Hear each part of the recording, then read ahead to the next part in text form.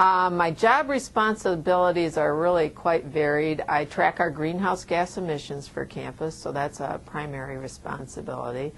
And that has to do with all the power plant emissions and emissions from our transportation fleet and any other fuel that we happen to burn, propane or kerosene. I also am very involved in trying to reduce our footprint.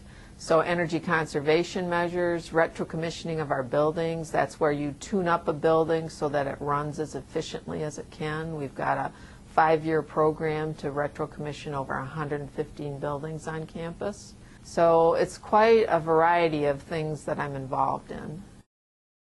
I've been with MSU over 25 years. I started out in engineering and architectural services, and then I moved to this position. I've been in this position about 4 years now. A typical day can range from working with the retro-commissioning team, identifying which are the most quick payback conservation measures that we can do in our buildings, to again, tracking our greenhouse gas emissions and reporting that. Also meeting with folks out on campus. We've got a lot of students that are interested, and so meeting with student groups on energy conservation projects that they're interested in and what they can do to help. So it can be a real variety throughout the day. And then also I am I hold the corporate membership for our United States Green Building Council membership. So anybody who's interested in partaking in that goes through me. Also our LEED, Buildings, Leadership in Energy and Environmental Design, I track those. So there's a lot to do in a day. I really like learning about the new technologies that are coming up. It's really cool. There's a lot of interesting things in renewable energy.